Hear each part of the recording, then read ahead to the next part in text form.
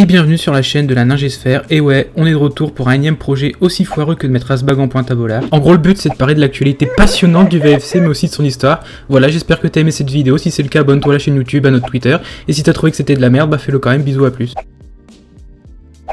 Non.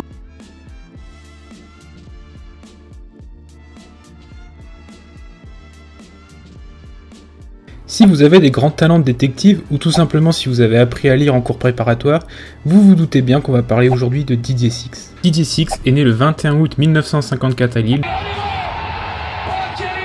Il a fait ses premières apparitions sous le maillot rouge et blanc dès l'âge de 17 ans, alors que toi à 17 ans, t'étais en sueur à réviser ton bac de français. Il évoluait en tant qu'ailier gauche, et VA, à l'époque, stagnait en deuxième division, comme quoi il y a des choses qui ne changent pas.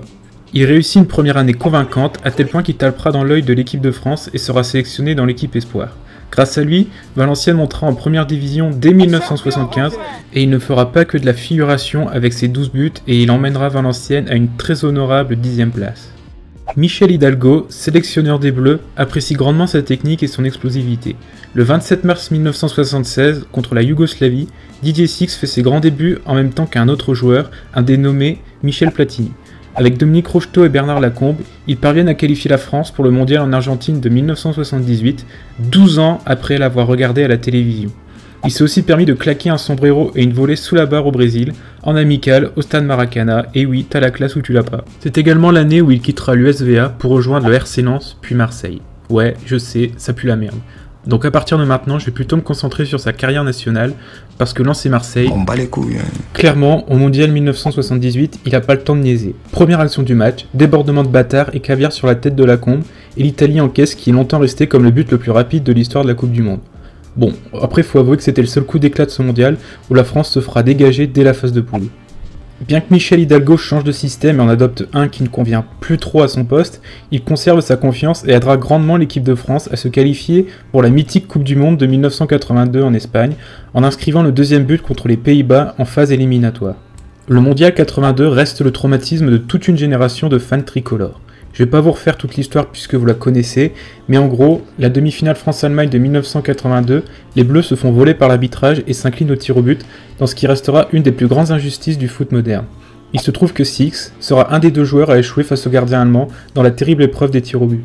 Bien qu'il y avait de quoi vous détruire un homme, Six rempile 2 années supplémentaires et sera de l'aventure de 1984 qui verra gagner son premier titre international à la France en battant l'Espagne en finale de l'Euro 84. Avouez que c'est quand même plus classe comme adieu. Du côté des clubs, Didier Six a entrepris un cursus Erasmus qui le verra passer par la Belgique, l'Allemagne et l'Angleterre à une époque où jouer à l'étranger n'est pas vraiment monnaie courante. Ces expériences ne lui amènent pas de titre et il sera même à l'OM l'année de leur descente en 2e division.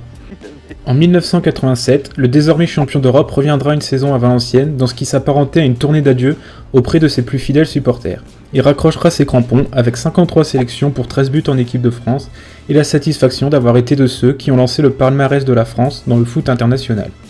Sa carrière en club n'aura pas le succès espéré avec un titre de champion de D2 et champion de Turquie, mais on ne peut que s'incliner devant ses 130 buts marqués en club. Il tente après de se reconvertir en tant qu'entraîneur, mais ses premières expériences dans des petits clubs de l'Est ne sont pas concluantes. Il deviendra sélectionneur du Togo et de Maurice sans plus de succès. Il est aujourd'hui dirigeant d'une société qui organise des événements sportifs et semble avoir effectué une reconversion réussie. Il n'hésite pas à se confier sur son expérience, notamment avec les Bleus, et sa douleur de la demi-finale de 1982, où beaucoup de supporters n'ont retenu que son pénalty raté, un peu comme nous avec Trezeguet en 2006, alors que sans lui, on avait 90% de chance de se faire cartonner par les Rital en finale. Il était présent au match du centenaire qui célébrait les légendes de VA et reste fortement attaché au club qui lui a tout donné. Donc voilà, ce premier épisode retraçant l'histoire de Didier Six est maintenant terminé. Si ça vous a plu, je vais faire un peu le jargon habituel, mais n'hésitez pas à nous suivre sur Twitter ou vous abonner à la chaîne YouTube, et surtout très important à partager ça à des supporters qui nous suivent pas forcément et qui n'ont pas forcément l'habitude de la plateforme YouTube. Après, je vais pas vous mentir, je me suis essentiellement basé sur Wikipédia pour faire ça, mais il faut savoir que déjà on fait ça bénévolement et surtout le montage vidéo ça prend énormément de temps, donc si vous pouviez nous donner des retours sur la manière de nous améliorer, etc., ce sera avec plaisir. Voilà, bisous.